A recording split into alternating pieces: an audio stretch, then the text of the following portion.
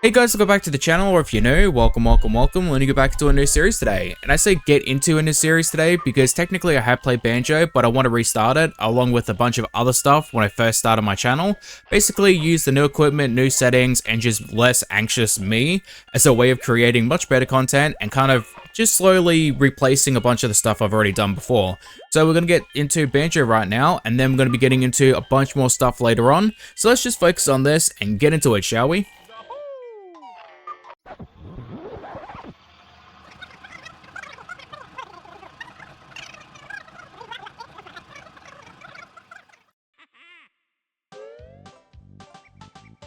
Alright, so we're skipping over the intro and getting straight into the game. I have technically played this once before, and I also did it for my 1 year live stream for the channel. Basically, we've done it twice on the Xbox version, so going back to the 64 version and just playing through this one completely. It's going to be quick, easy, fun. I mean, it should only really take about 3 to 4 hours. Usually does. The only difference between, I think, the Xbox and the 64 version, other than graphics, of course, is the ability to collect notes, leave a world, or die, and then come back in and not have to worry about collecting notes again, which we're going to do one entire world per video, so it doesn't really matter. The only real thing we have to do is go back and forth a couple worlds and basically just worry about getting the moves for like the warning boots and the running shoes.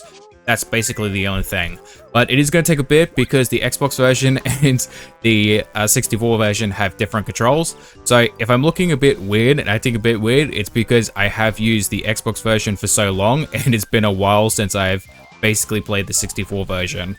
And the first thing I notice is inverted controls, which is gross. Hold on one second, I wonder if I can change that. No, we can't do that. Alright, so I'm gonna have to deal with the inverted controls then. Oh, that's no biggie.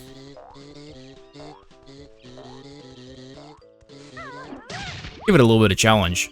Alright, so taking out the boulders, took out the cauliflower, we're going to go into the water, grab the other honeycomb piece. That'll be number 3. Here we go. Alright, so most of the controls are the same. It's just the inverted so far, and also B is not technically B, it is X.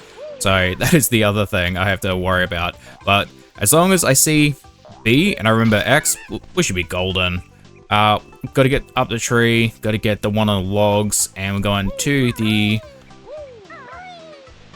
waterfall right now. We're gonna grab that, and we're gonna go in for the extra life. We probably won't need it. The only one I could really think about we would need it for would be Rusty Bucket Bay, and that's only because the propellers throw me off with the timing every single time.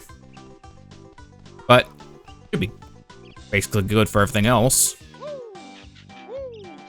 Jump, and last one. Sparrow Mountain should only take about a minute or two. Then we'll get straight into Mumbo's Mountain, which is super easy. Like, that's basically the tutorial area, and everything is within, like, throwing distance. We're not going to be doing, like, speed runs or anything like that, so don't get hopes up. That's not going to happen. It's never going to happen. Pretty sure, like, I would be pretty good, though. I mean, I feel like most people probably do it much faster than I could, but definitely 3 to 4 hours at most.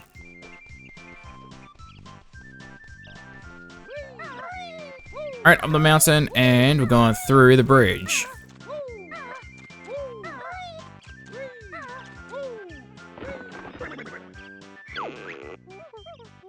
So ready to take the witch's lair. Cross the bridge to enter Gruntilda's lair. Look from the inside. Look for me on the inside. Good luck. I mean, that's gonna be super easy. We just have to get the first puzzle piece, go put it in the puzzle portrait, and then we have access to Mumbo's Mountain. So very straightforward. We just have to wait for this cutscene to end, and we're basically got the first puzzle piece already. Now, for anyone who may not know, there are a bunch of different collectibles in the Banjo game. Basically, there is 100 different notes for each world, and there is 9 different worlds, so that's 900 notes. There's also 90, there's 10 pieces in each of the worlds as well, so that's 90 pieces, plus 10 in the overworld, which is like Grundy's lair. So basically, you have to activate like pressure plates in each of the worlds. That's going to spawn in 9 different pieces, but then you have one at the very beginning, which we're about to get, which makes 100. There's also tokens, which are less like worried about collectibles, because technically you don't need to collect every single one of them. You just need to have enough so you can give them to Mumbo to use his ability to transform. So collect as many as you can, but you don't need every single one to get like a completionist run.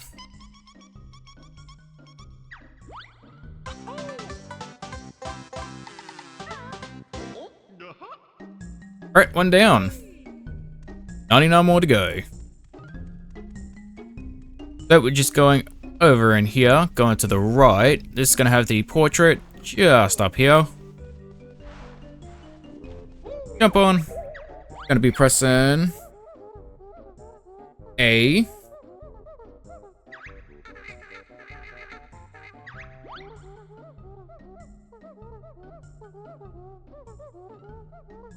I would have thought you have to fill it up in order to, you know, complete it.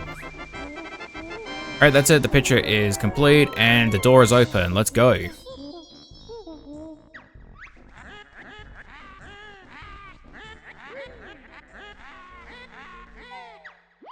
Now, we don't technically... I'm trying to remember how many pieces is there. I think you need 92? Could be 92 or 94. Like, you don't need every single puzzle piece, but you do need the mass majority of them. But if we are going for a 100% run, we do need to collect every single one of them. So that is what we're going to be focusing on. But we're going to grab the first Jingo. And these guys come in pairs of 5 in every world. So we have to collect all of them for a puzzle piece. Now, you probably saw the blue one, which we're not going to get just yet. We want to get the ground pound ability right over here. That's going to save us a little bit of time because we have to go collect 3 moves in the world, and that's going to allow us to do all of these stuff we need to in Mumbo's Mountain.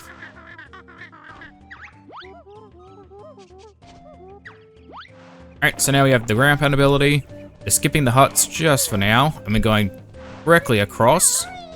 Actually, no, we won't go directly across. We're gonna go down across the bridge. I think that'd probably be the best way to go about it. Typically, I'll go across and do the Koga stuff and then double back later.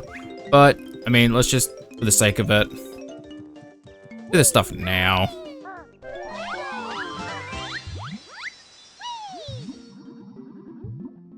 Alright, it's 3 notes, and there's another 3 in here, which makes 6. So we have 15. Watch out for the bull, he's gonna attack. Run around. Yeah, so we have to come over here and jump on the pressure plate so he can throw the oranges at us. 1, 2, grab the orange, and 3. That's puzzle piece number 1, number 2.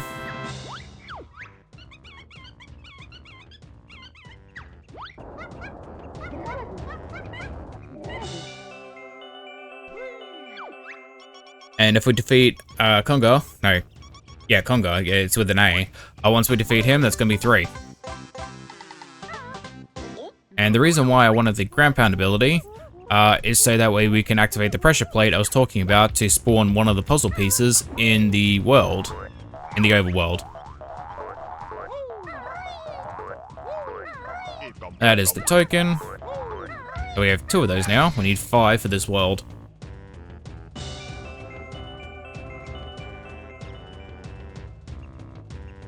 Alright, cool.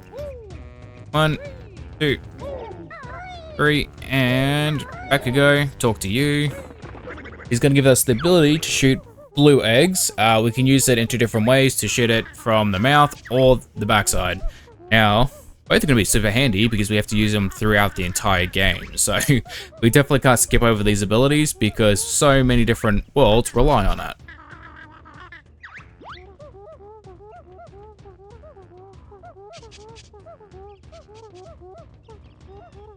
Yeah, I really should have watched what he was saying. That way I know which moves, because I'm so used to the Xbox, I don't know how we're going to use it. Alright, fire an egg out of the mouth, hold Z, then press C. Oh, okay. Okay, cool. Yep, never mind. I know now.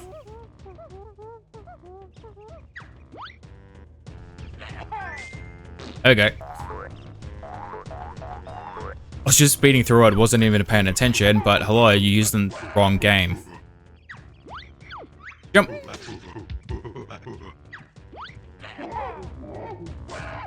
Alright, so it's gonna be 1, 2, shoot, and done. Yeah, there's gonna be a bit of a breeze. Now we just have to get the Talon Trot, which is super handy. We can move around a lot faster, as well as climb on certain surfaces and certain angles. This is going to give us like so much more range of motion and places just to go. But now that we've got those 3, we are going this way. A little too steep. We go up and around, up the stairs here. Or at least I think they're stairs. Could be a dirt path, maybe? Either way.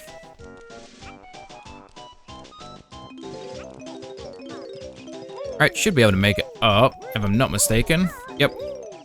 We don't need the Talon Trot for this. Just to collect all the notes.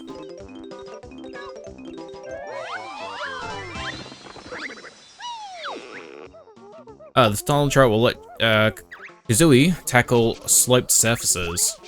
Not every single surface, but the mass majority of them.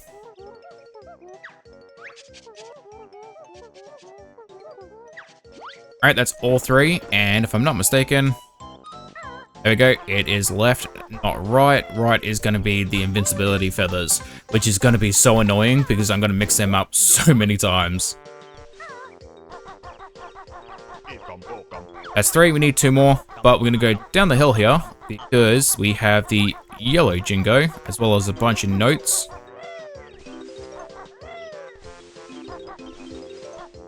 Hello.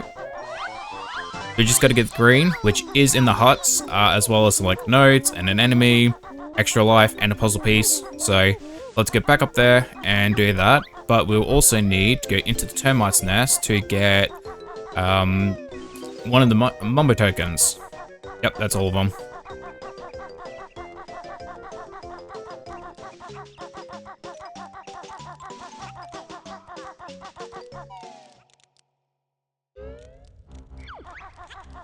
Jump, grab, out.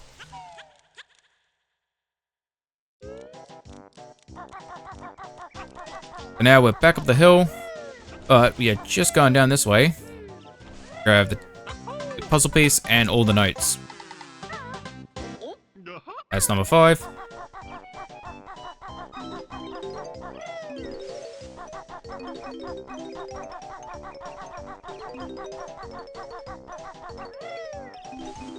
Now, as far as 64 games go, this is actually one of the better ones, and I do have Banjo and Tooie, which I'm not, like, I prefer number 1 over number 2, but number 2's got some really good aspects to it.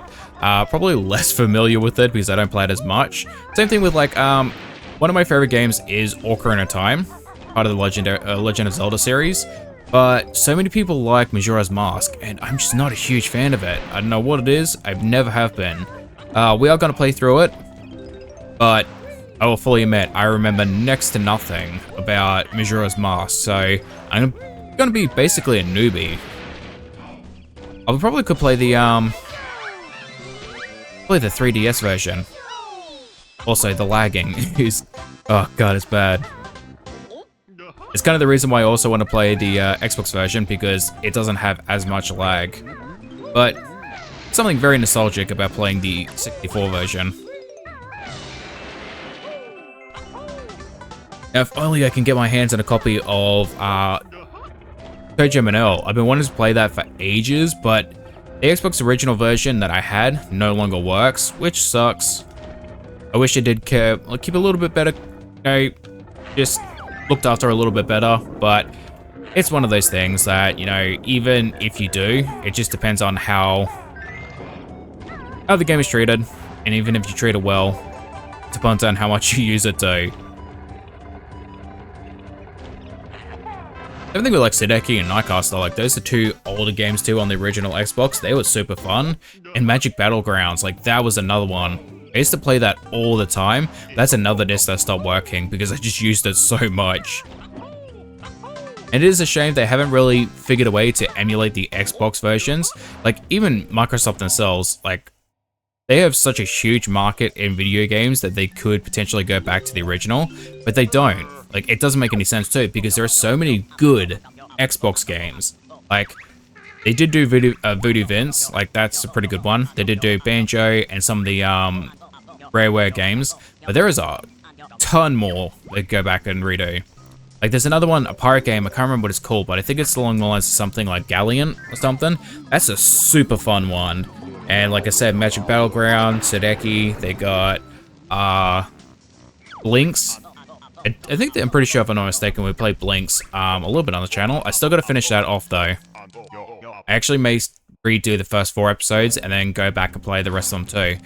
And I did have someone ask me to do like a video of the fan game they did for Blinks, which I'm super excited to check that out and see how that goes. And we'll play number 2 as well.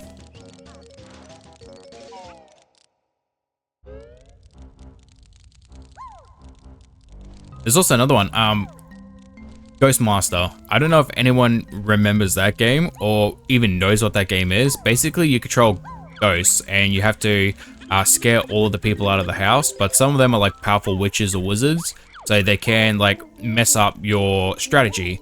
And so basically you have to figure out the right strategy in order to get everyone out. And it is very difficult after like, I think the first 2 or 3 levels, it like ramps up in difficulty and you have to really figure out the right strategy and the right timing, because if you don't, oh god, it's a bit of a nightmare to play, but it is such a fun game.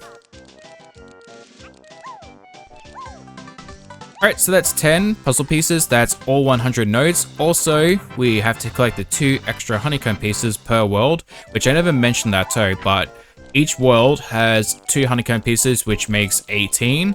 But we just collected both of them, so we don't even have to worry about it. And sometimes you will need the like little creature or item that you transform into, and you need to leave in order to get either cheats or the overworld puzzle piece. Like there's a bumblebee, a jack-o'-lantern, and is there another one we need? Oh, and the crocodile, the little crocodile, in order to get some of the puzzle pieces and extra cheats and stuff like that to upgrade your abilities.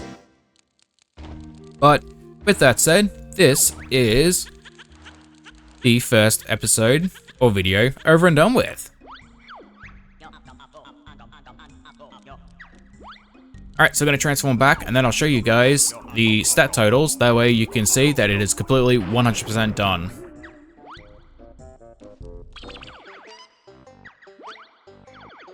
Alright, 2, we've only been here for 2 minutes. Spiral Mountain, that took 3 minutes 52. And Ombiz Mountain took 10:40. Alright, that's really fast. So yeah, we did all 100 stats and we're going to be moving on to the next video, which is going to be Treasure Trove Cove. So, see you then. Alright guys, come to the end of the video. Thank you for watching. I hope you guys enjoy and hopefully get to see you guys in the next one. Bye bye.